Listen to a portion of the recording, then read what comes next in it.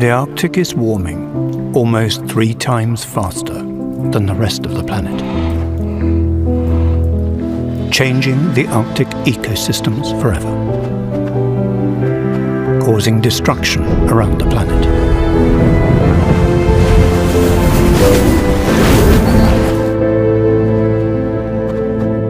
Once Arctic ice melts, we can't get it back.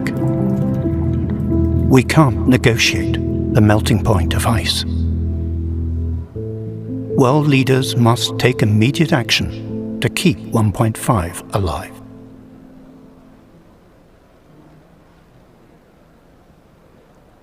Good morning, and thank you very much for coming this morning to this side event that is focused on, indeed, the connection between cryosphere and the need for 50% reductions by 2030, because we cannot negotiate with the melting point of ice. This is a message that we're trying to bring more and more into the negotiations, but we're also talking about solutions today. I want to introduce our speakers in order.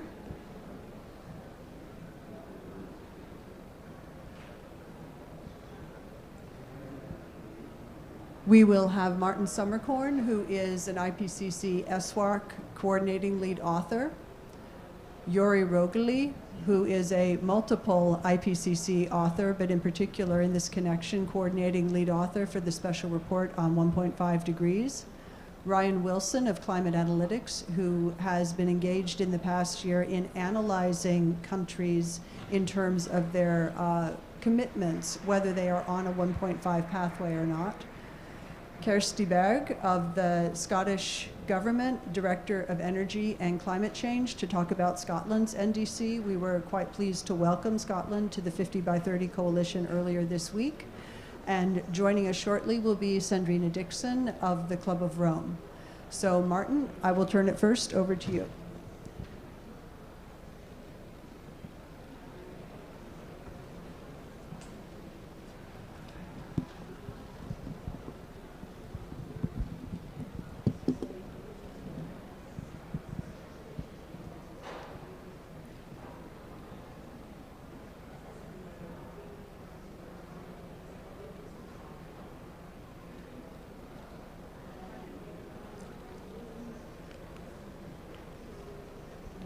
Yes, good morning also from me, and delighted to be here and welcome our guests also on behalf of the Arctic Program, WWF. Today I want to start this off by talking about the cryosphere itself and the cryosphere science. And I want to talk about why we have to actually beyond looking at it as an early warning sign, and why it's instead really a call for action, for urgent, ambitious and sustained action at UNFCCC, this COP and way beyond.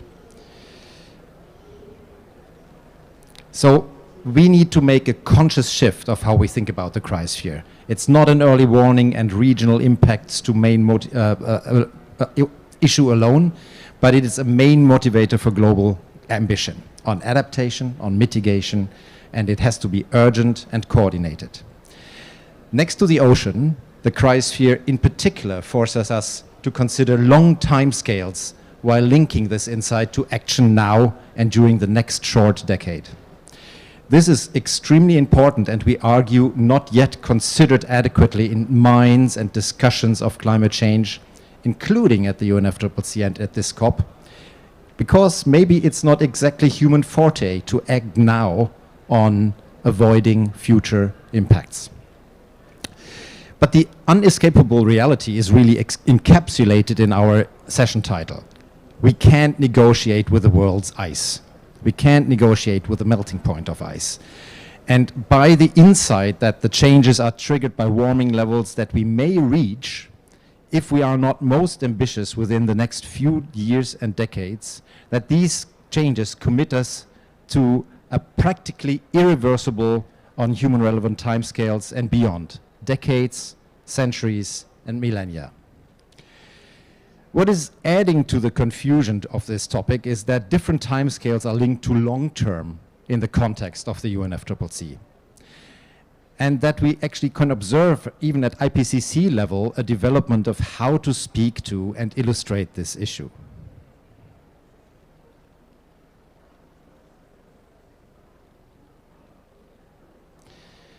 So let's reflect on the science in this special report on ocean and cryosphere for a while. What you see in front of you is an illustration, an image, and I would like you to look at it like that. What you see are several elements of the cryosphere. We are looking at ice sheets, glaciers, the permafrost. We are looking at snow and ice. And I want you to focus on the blue versus green projected futures. High emission scenario versus a low emission scenario. In a high greenhouse gas emission scenario, the rates and magnitudes of cryosphere changes are projected to increase past 2050 and long into the future. Strong reductions in greenhouse gas emissions, however, in the coming decade particularly, in contrast, are projected to reduce or limit further cryosphere changes after 2050. The more decisively and earlier we act, the more able will we be to address unavoidable changes, manage risks, improve our lives, and achieve sustainability for ecosystems and people. So it's now that we have to urgently choose the future we want. Let's focus on sea level rise and the ice sheets for a while. As you can see, the sum of ice sheets and glacier contributions is now the dominant source of sea level rise, exceeding the effect of thermal expansion of ocean water, which has been the dominant consequence before. The Greenland and Antarctic ice sheets are projected to lose mass at increasing rates throughout the 21st century and beyond. These changes and the linked global sea level rise due to past and future greenhouse gas emissions are irreversible for centuries to millennia. And if you look at the lower graph there, which goes finally beyond 2100, the first time that the IPCC projects this forward, a significant step forward at that SROC achieved, it goes until 2300. But yet again, both rate and absolute levels of long-term sea level rise differ massively between a low emission scenario and a high emission scenario. And these differences are decisive for our ability to respond to these changes and adapt to these changes. But let's take a look at the updated figure from the IPCC Working Group 1 report. It provides a more rich and updated experience on both scenarios that were considered and also on the possibilities of long-term sea level rise connected to the future of the ice sheets particularly. During the 20th century, the global mean sea level rose by about 15 centimeters. It is currently rising more than twice as fast, and the pace will further accelerate, reaching up to 1.1 meters in 2100 if emissions are not sharply reduced now. The potential for changes that are irreversible on human-relevant timescales, and I'm talking about centuries and millennia, and for step changes that are linked to instability mechanisms, particularly of the Western Antarctic ice sheet, is a realistic possibility and increases under high emission scenarios. Sea level rise greater than 15 meters by 2300 cannot be ruled out under high emissions. Sea level rise greater than the low-lying coastal zone, which is the zone that is less than 10 meters above sea level, is currently home to around 680 million people, which is nearly 10% of the 2010 global population, and is projected to reach more than 1 billion by 2050. Small island development states alone are home to 65 million people. For many of these, adaptation limits will be reached, the IPCC says. In the longer term, the even longer term, sea level is committed to rise for centuries to millennia due to continuing ocean warming and ice sheet melt, and will remain elevated for thousands of years. So over the next 2,000 years, global mean sea level rise will be about 2 to 3 meters if warming is limited to 1.5 degrees, 2 to 6 meters if limited to 2 degrees, in contrast to 19 to 22 meters with 5 degrees of warming. And this is not the end. It will continue to rise over subsequent millennia. New evidence from paleoscience confirms that these projections are consistent with reconstructed levels during recent warm periods, which was 5 to 25 meters higher roughly 3 million years ago, which was, by the way, the last time global surface temperatures was sustained at or about 2.5 degrees than pre-industrial. The last thing I want to talk to is permafrost. SROC shows us that widespread permafrost thaw is projected for this century and beyond, with the potential of adding more greenhouse gases to the atmosphere. With global warming limited to well below 2 degrees, around 1/4 of near-surface permafrost will thaw by 2100. If emissions continue to increase strongly, we will lose about 3/4, 70%, of near-surface permafrost. Why is this important? Well, the loss of permafrost carbon following permafrost thaw is irreversible at centennial timescales, will continue for centuries after a peak of temperatures. To put that into perspective, a high emission scenario leads to the cumulative release of tens to hundreds of billions of tons or gigatons of permafrost carbon to the atmosphere by 2100, with a real potential to exacerbate climate change through increased and adding to our greenhouse gas budget of the atmosphere. But similar to sea level rise, the rate of greenhouse gas release from permafrost, the time period over which these 10 to hundreds of gigatons are released, is important, but it is currently hard to quantify.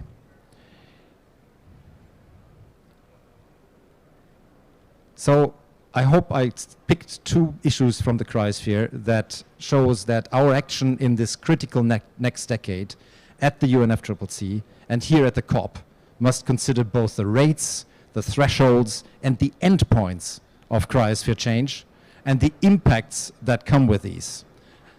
We should think hard about how that affects adaptation, adaptation limits, as well the legacy of our actions today. The good news is that instruments and tools exist to make that happen. The NDCs, the global stocktake, the second periodic review of the long-term temperature goal, and others. But they need to heed the messages from the global cryosphere. Thank you. Thank you so much, Martin. And Yuri will talk now about how we can get there and avoid these difficult futures. Yuri, please.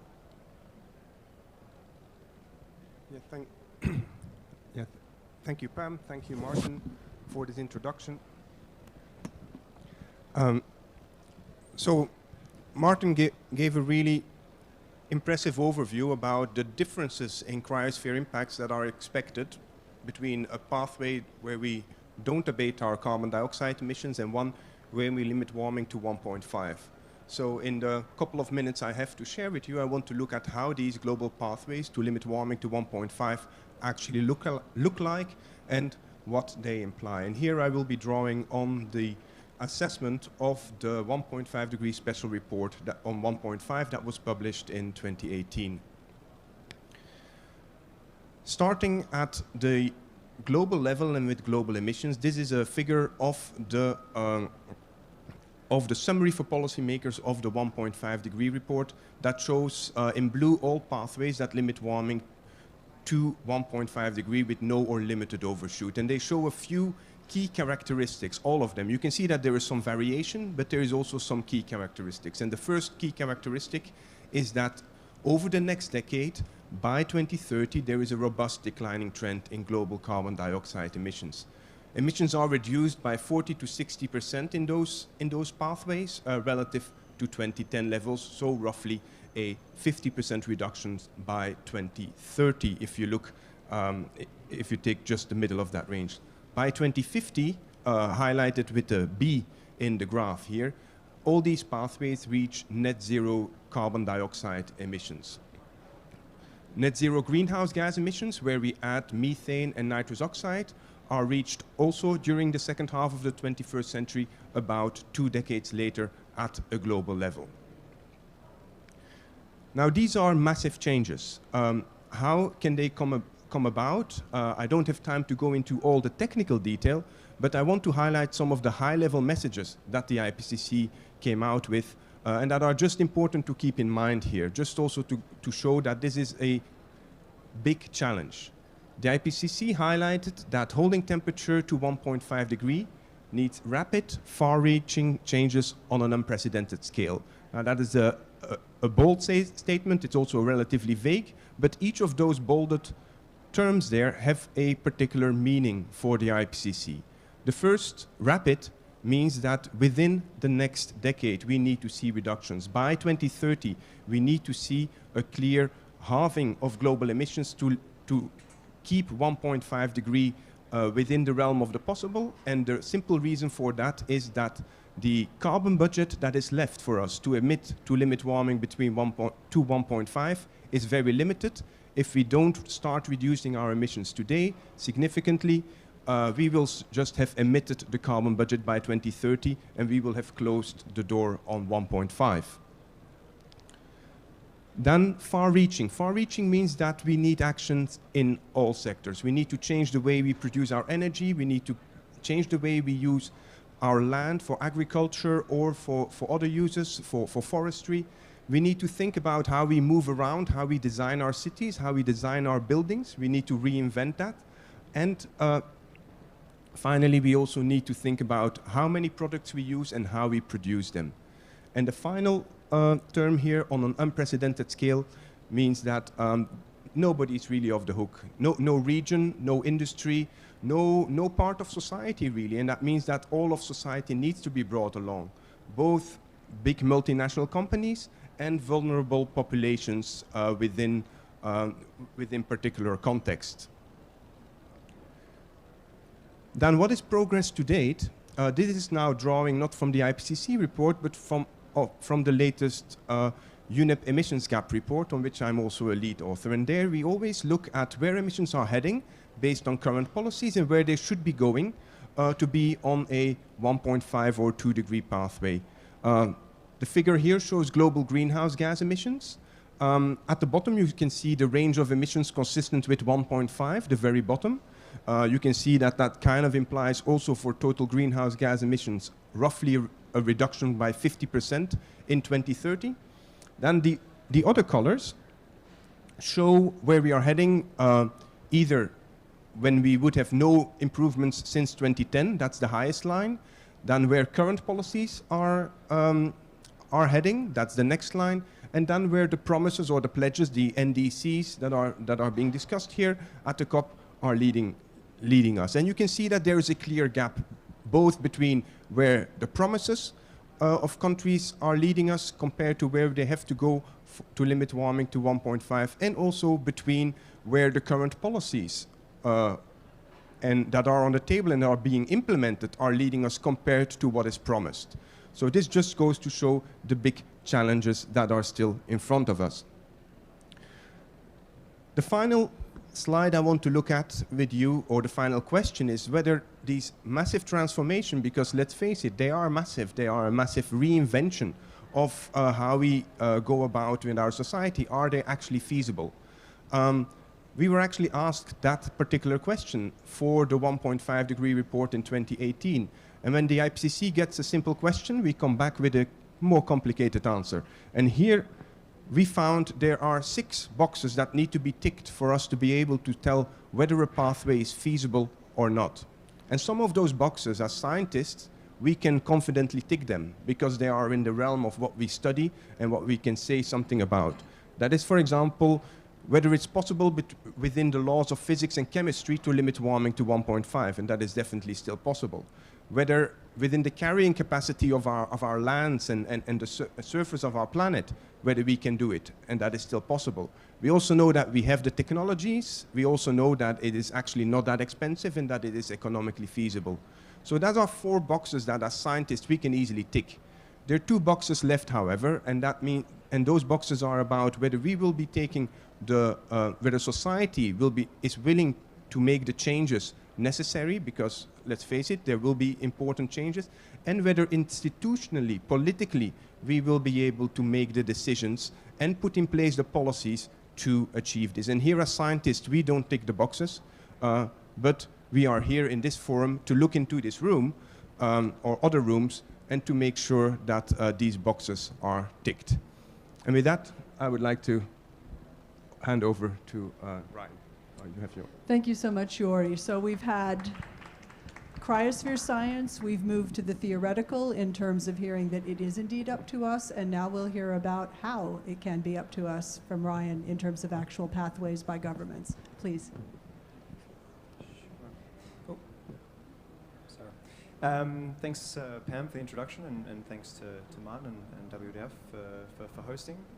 So Yuri did a great job of explaining what we need to do at the global level.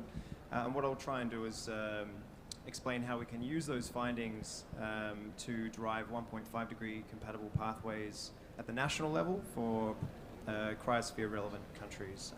These pathways are useful to gauge whether countries' targets and policies are in fact aligned with the 1.5 degree goal of the Paris Agreement.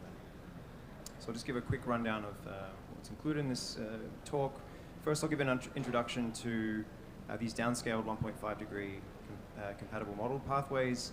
I'll look at some specific examples at the national level, comparing Scotland and the UK, and then also Germany, another major economy in Europe, cryosphere relevant country.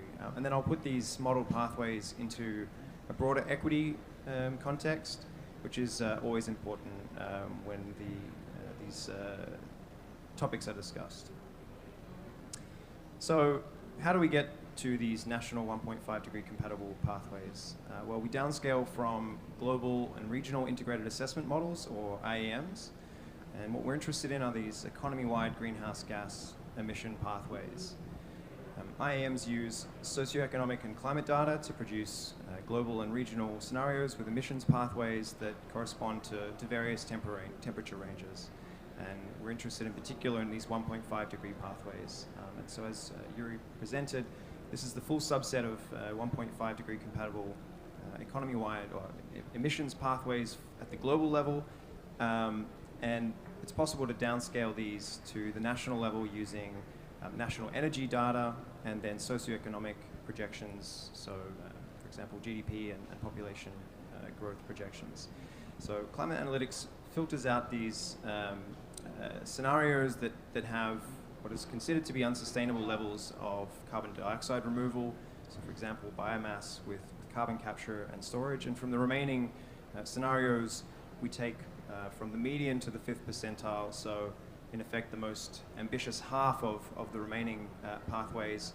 And this is how we create these temperature ranges for comparison with the national targets and policies. Oops, sorry. So I've chosen to use Scotland as an example. It's one of 3 countries that's included in an upcoming briefing that we're doing on cryosphere relevant countries, but also because it's a very good example of a high ambition country, a country that's set a very ambitious 2030 target, so 75% below 1990 levels. It's one of the strongest 2030 targets in the world. And the 2045 net zero target is also world leading, and especially considering that the projected emissions from the land use change and forestry sector are projected to be positive in the coming decades. So that means if that sector is not a sink, as the case with many countries, if it is in fact a source of emissions, you've got to go even further with the rest of your economy. And so you can see there, in particular, that net zero target is well below the 1.5 degree compatible range, and as is the 2030 target. So as part of Scotland's recently updated climate change plan, there's a modelled emissions pathway that includes sectoral emissions reductions that achieve this 2030 target, this very ambitious 2030 target. But what needs to happen now is the policies really need to be put in place, be implemented to make sure that blue line there that's modelled actually takes place and follow that 1.5 degree compatible temperature range. What's also missing at the moment is a modelling of a emissions pathway under current policies. And I mean, this is useful because you can then compare sort of where things are at today and where things are likely to head based on current policies, and how far you need to then go with these additional policies.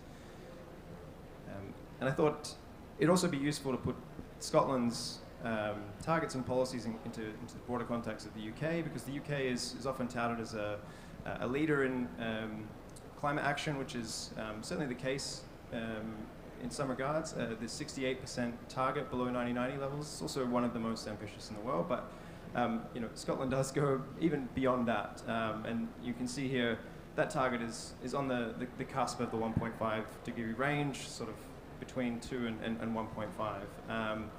And the net zero target 5 years later, and again, it's sort of squarely in that 1.5 degree range, which is commendable, and it's a good thing, but it does also then put in context how ambitious the Scottish targets are. So you can also notice there the current policies projection as it stands, it's still in that 2 degree range.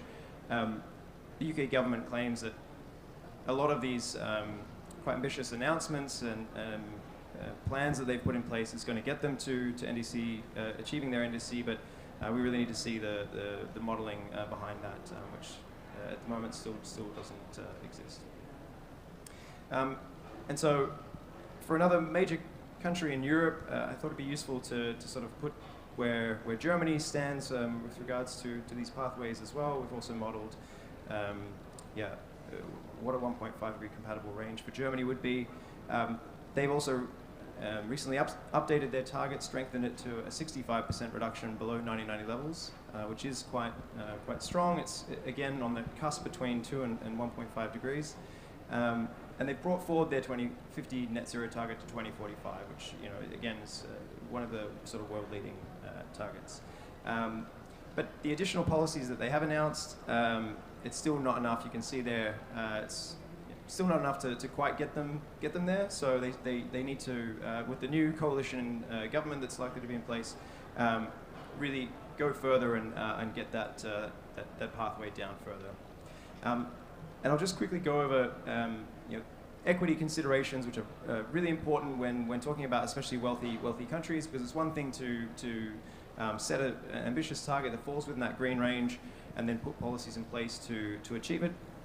But for wealthy countries, based on historical responsibility for emissions and the capability to act, you need to be going beyond that, providing climate finance to developing countries so that they can bring their emissions down rapidly enough to also make sure we achieve the 1.5 degree goal.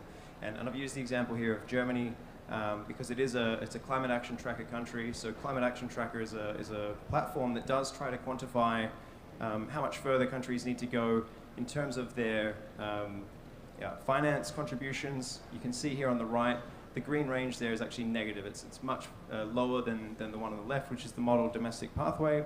And that difference basically needs to be made up with finance. And so you can see the sort of the level of finance needed and the extent to which rich countries do really need to step up and be providing that finance. So the crucial element there. Yep.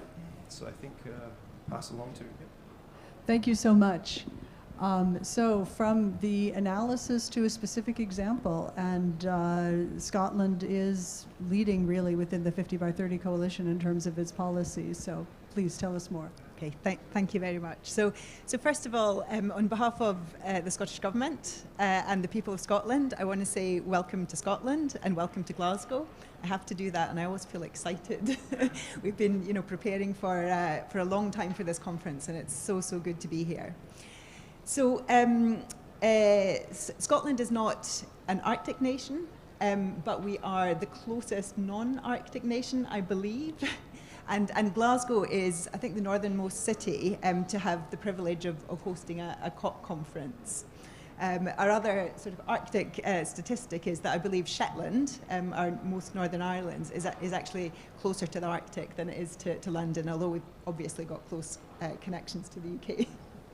So there you go. So my colleague here has already talked quite a bit about what we are doing in Scotland, but I thought I'd say a little bit around our legislative framework, which is quite interesting. We've got really, really tough targets, and you've touched on these already, and then say a bit about our climate change plan.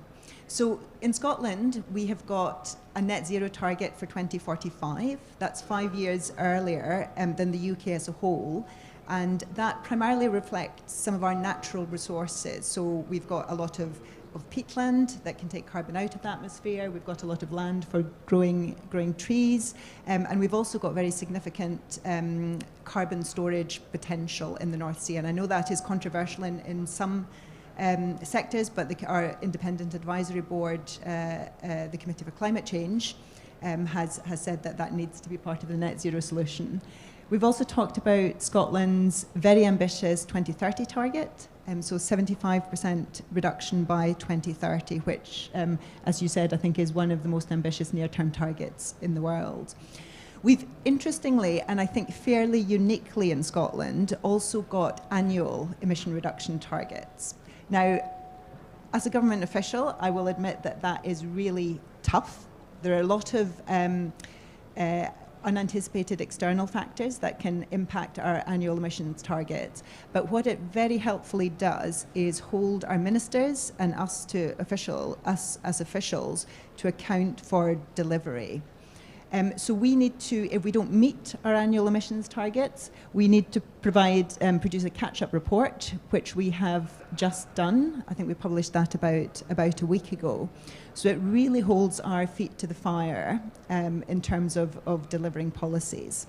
In Scotland, we published our climate change, our updated climate change plan just at the end of last year. We got our new ambitious targets back in 2019, and we published our climate change plan. And as my colleagues have already made clear, to deliver our targets, we need fundamental transformative change across all sectors of the economy and society in Scotland. We've got a pretty impressive track record so far. We have reduced our emissions by over 50% on 1990 levels. Our gross electricity consumption is about, I think it's 96% renewables. We've got huge renewables potentials here in Scotland, but we do not kid ourselves around the scale of the challenge going forward. A lot of the achievement that I talked about, the 50% reduction, has been through decarbonising the electricity sector. And that's tough. That goes on people's bills, and we're particularly concerned about the impact that has on vulnerable people.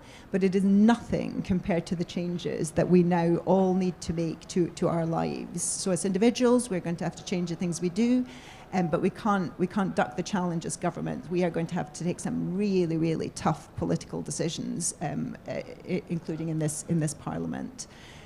So just to give you a flavour of what we need to do in Scotland, we need to decarbonise. We've got about just over 2 million homes in Scotland.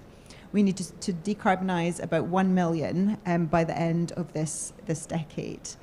We've made some good progress already. This government and this Parliament have committed to spending at least 1.8 billion on decarbonising our homes and improving our energy efficiency. We have, for those of you who are not close to Scottish politics, we have now an agreement government. We've got it's not quite a formal coalition, but there's an agreement that underpins the government, which now consists of the Scottish National Party as well as the Scottish Green Party, and this is really helping us drive our ambitions even further. On transport, just to give you an example of some of the things we need to do by 2030. We have committed to reducing car kilometres travelled by 20%. We have committed to, by the end of this Parliament, which is within the next 5 years, spend 10% of our transport budget on active travel. I'll just say a couple of more things on, I suppose, how we view or how we see the components of the climate agenda. I've focused so far on emissions reduction and our emissions reduction targets. That's only part of the picture. Again, you talked about bringing people with us. we've got a huge focus in Scotland on what's called the just transition. I was reminded yesterday that only 8% of people actually know what a just transition means, because it means different things to different people. But very broadly, it means making sure it's a fair transition. That means both in terms of who bears the cost of the transition, both domestically and internationally, but also critically that people are supported in their jobs and their employment and their livelihood in this transition. And that's important because it's morally right, but pragmatically it's important because we won't get the transition unless it's a just and sustainable transition. It will not be publicly accepted, it will not be politically feasible. So we will have to make it a just transition and support people through retraining, investing in the industries of the future, the green industry of the future, to make that transition. So emissions targets, a just transition, and of course adaptation. And we know that a number of the impacts of climate change are already built in. There's nothing we can do about that. They are going to cause increasingly severe weather impacts. So a huge focus, and obviously we have got a lot of coastline in Scotland. We are going to be impacted on this. So, obviously it doesn't just impact coastal communities, but there's a huge focus in Scotland now on addressing the risks and the resilience we need to build. So, for example, investment in flood defences in a number of places. So look, we are incredibly pleased to have seen we published an indicative NDC based on the work that we're doing in our targets and our climate change plan, and we're very, very pleased to see that assessed as being compatible with 1.5 degrees. We now need to get on with the hard work of actually delivering the policy to do that, but that is a really important milestone for us. So thank you for the work on this, because it's hugely important, and as I said, we're very pleased. And of course, we're thrilled to be part of the 50 by 30 coalition as well, because it speaks to what we're doing here, building coalitions and alliances between countries to work together to achieve some of these ambitious targets it's fantastic, and it's what we need to do to deliver 1.5. So thank you. Thank you so much. So from the tough reality of the cryosphere to general pathways, to examples of pathways, to political realities that governments need to deal with. So Sandrine, it would be wonderful if you could tie it all together in terms of how do we get this tough and yet hopeful message to the world's leaders, especially Wonderful. here.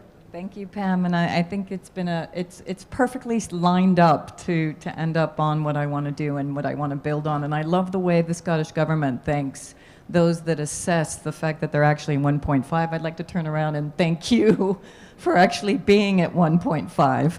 And not only that, for what the Scottish government continues to do, which is to look beyond just meeting 1.5, but what it truly means to have a just transition linked to its economy and its financial system through its well-being economy work as well, which is fundamental. So I don't know if we have my presentation on. Perfect. What I wanted to do was to lead you through a little bit some of the work that what we call the Planetary Emergency Partnership that the Club of Rome and other partners, and that you so actively participate in as well, Pam, is trying to do in terms of bridging that narrative that you've actually just heard here. So knowing full well that there are so many different feedback loops between the global commons and the Arctic and the cryosphere, biodiversity loss and climate change in general. And then taking that into consideration when we started already 3 years ago, thinking about, well, this pretty much means that we're in a planetary emergency. When we're in a planetary emergency, and that's why we developed our planetary emergency plan, you have to work with governments, but also all parts of society to understand what does emergency actually mean. So first of all, declare an emergency, but secondly, how do you shift from declaring emergency into emergence? And what we tried to do is to have a two-part 10-point plan. The first was to understand the 10 commitments that we needed in terms of the global commons. And the cryosphere is in there with a lot of beautiful language that Pam actually worked with us on. to understand that we need to protect the cryosphere, we need to participate inclusively into our 50 by 30 pledges, but we also need to look at the role of forests, we need to look at the role of peatlands, we need to look at so many other global commons, and how can we protect those global commons. And I was honored enough yesterday to be able to chair actually the World Leaders Summit, where many of you may have heard the unbelievable declarations that were made in terms of forests. I mean, this is the first time that we have such a comprehensive set of pledges and also funding. So, first, 10 commitments for the global commons. Second, what are those 10 urgent actions for the transformation? And we've heard about some of them. But how do you actually translate that into practice? First, the just and equitable societies. What does that actually mean? And exactly as was said, what does justice mean, and how do we bring people on the journey? How do we understand that actually we can't just hike up the price and everybody's going to be able to pay it when we know full well that many people can't? We had the Gilets jaunes in France. We could have Gilets jaunes everywhere across the globe because we don't take into consideration that actually hiking up the diesel price is going to hit people hard. And then what happens? Clearly, we have a backlash. It becomes an environmental tax. We have the growth of populism. The growth of populism means we kick out the governments that are actually going to support some of the things that we need.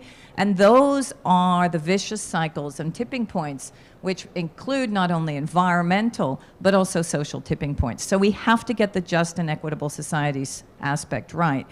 We then have to focus on transforming our energy systems, and this as well is fundamental. And how do you do that?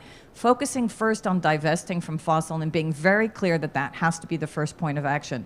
If any of you have done the En-ROADS model, we see very clearly that the levers of change, most people think, okay, well, we can up 3 times our investment in renewables and then we're there. No, if you continue to burn fossil, you're not there. So the reality check is, how do we actually get sovereign nations in particular, for example, the Saudis and others, to stop actually producing this stuff? And how do we get actual divestment pledges from governments? That is fundamental.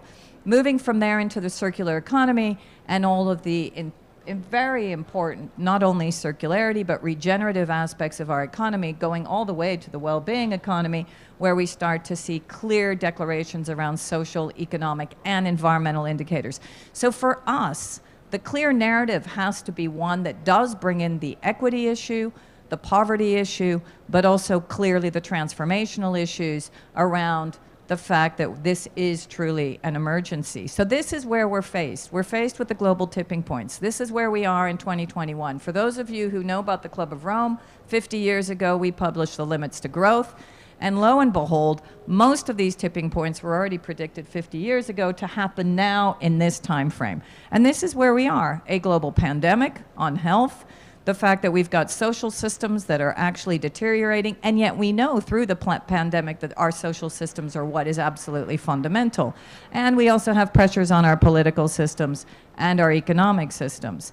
We know full well then that even if we have environmental collapse, what's going to happen first is social tipping points, because people are starting to get upset. People are going to push back. As I said, we're going to have more Gilets jaunes. So what we need to do is understand the different types of tipping points within the movements, the mass movements, the political progress, the market forces, the technological disruption, moving together so that this can be the fastest economic transition in history to match the emergency that we're seeing due to the global commons being destroyed and the fact that we actually haven't been able to put in place those levers for change that we need. So we need zero carbon, zero loss of nature, zero poverty, and zero pandemics at the same time.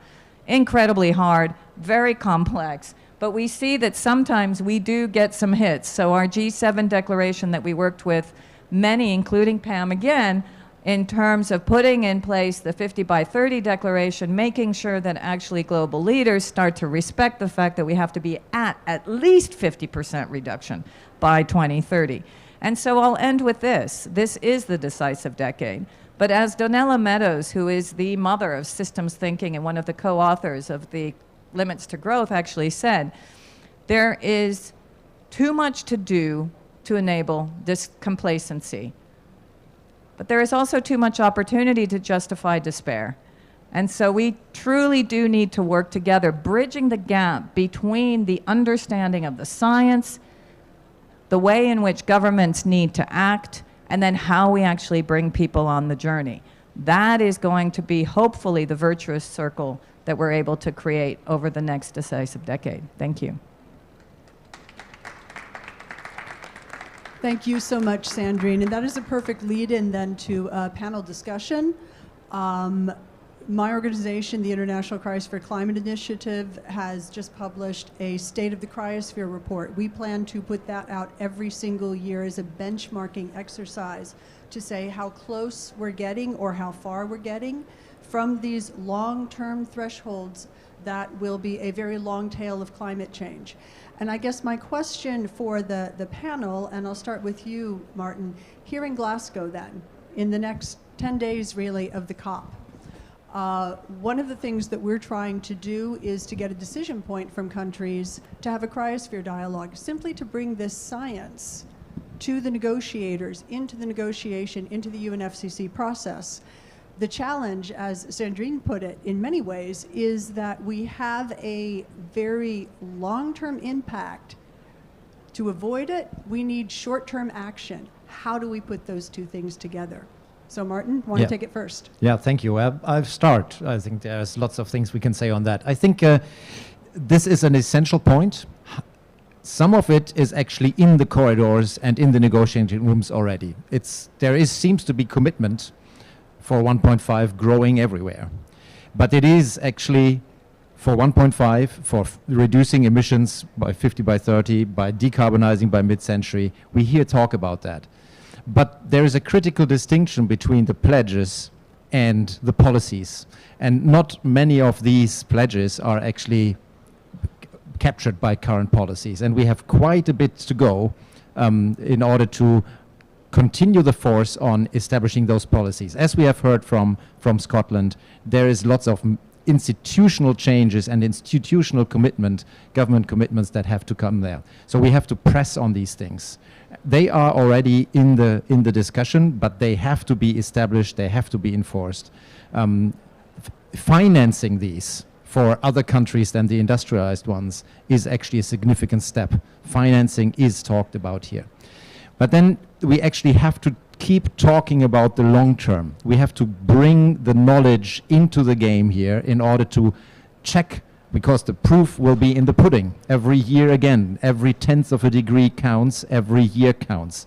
We have to ratchet this up, and we have to see how we can do that. There are several mechanisms at the UNFCCC that lend themselves very well to this ratcheting. We need to have common time frames for the NDCs going forward. We have to have short 5-year common time frames in order to actually allow for this check.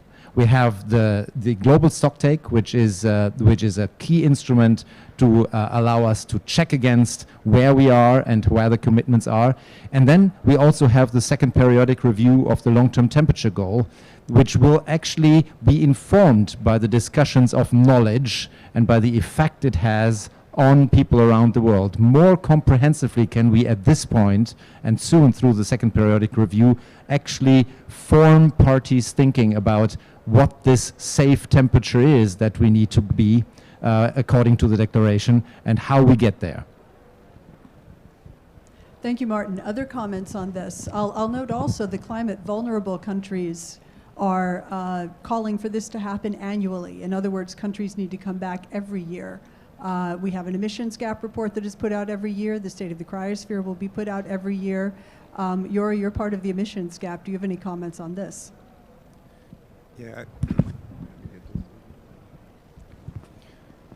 Yes, we see the pledges that we will see this year will probably at the global scale not yet be enough. We hope they will be an important step in the right direction, but not yet enough. And that's why these regular updates and regular opportunities for countries to reconsider and strengthen their pledges are important. I don't want to repeat what Martin has said, but add one additional concept here is that even doing great on mitigation doesn't take away the absolute need to focus on adaptation and resilience.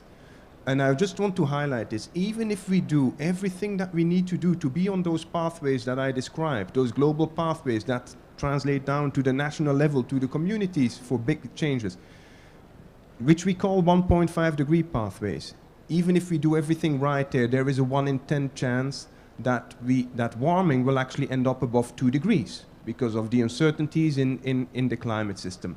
Well, today we are at 1.2 degrees. You have to look around and see what kind of world and impact we already see. This will increase.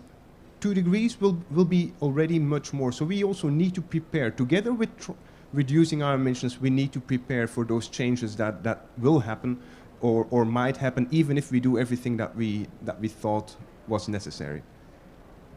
Thank you so much. Sandrine, you had a comment. We also have a question that you might want to address, which is whether it might be legally feasible for the EU, in particular, to ban imports from oil and gas producing countries. So you might want to address that as well. Yeah, absolutely. Well, first of all, I think the EU should stop producing oil and gas itself. And I think the beauty of it is that at least the EIB, which has now declared itself the climate bank, has also agreed to divest as of this year. And I was very actively involved in helping make that decision. It's the first multilateral development bank that has divested actually from oil and gas.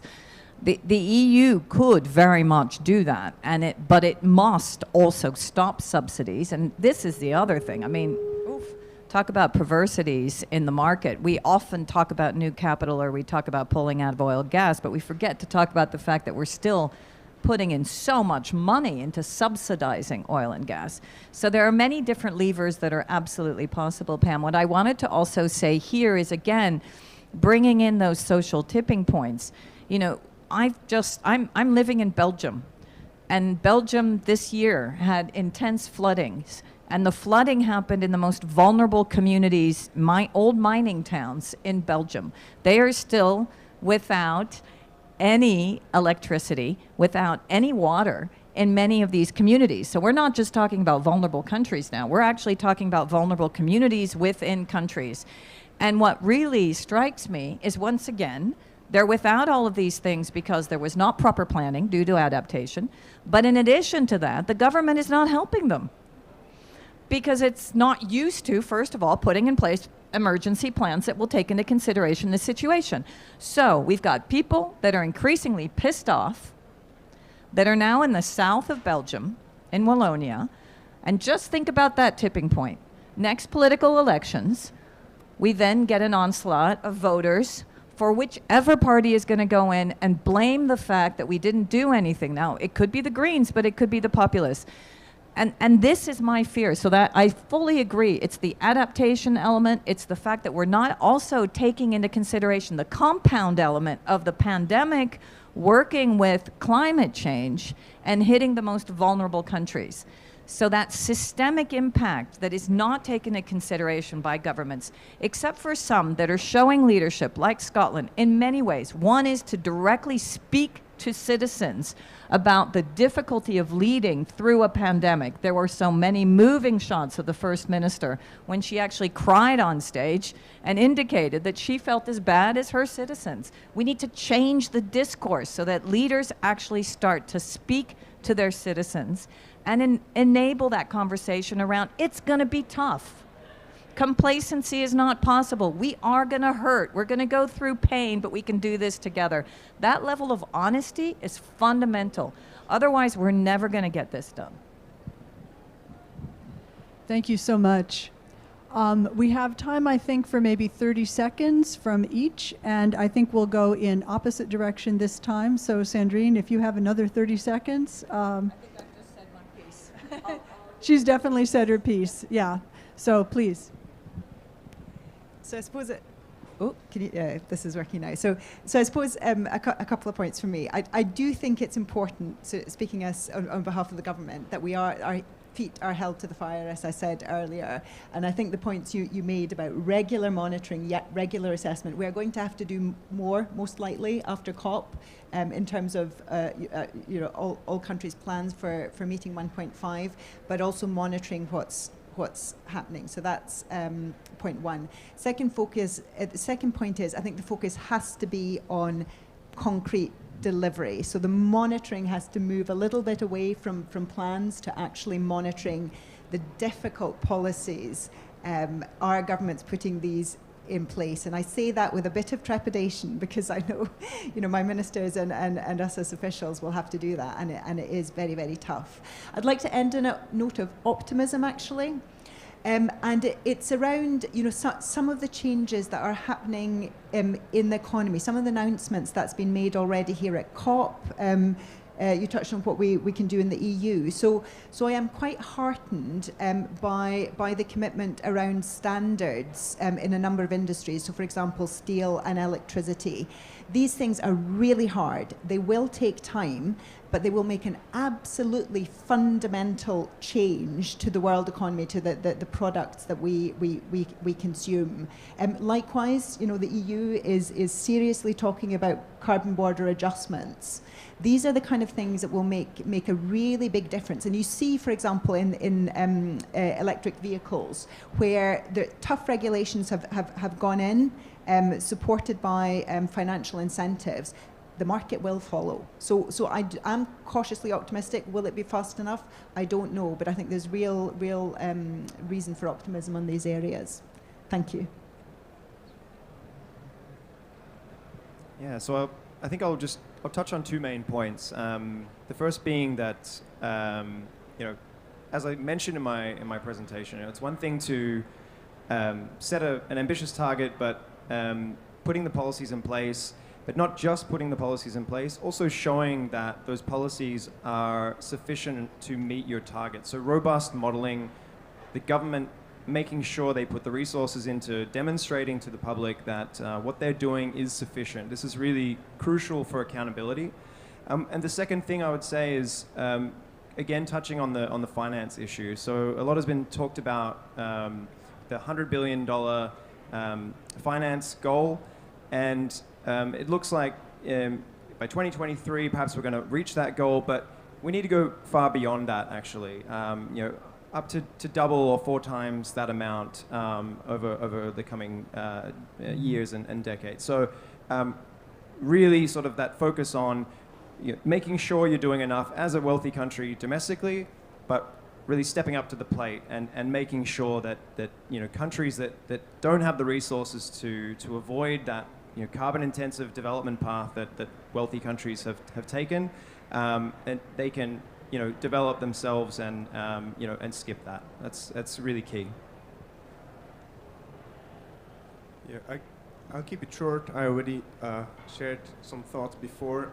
The one point I would still like to make is that despite the challenges that we describe and the really immense challenges that these are, we are actually working towards a desirable future, a future that is better and healthier for people decades down the line and for future generations. And I think that is a message that shouldn't be forgotten when communicating about the challenges that we will face over the next decade and decades to transition to this low carbon, even call it sustainable future.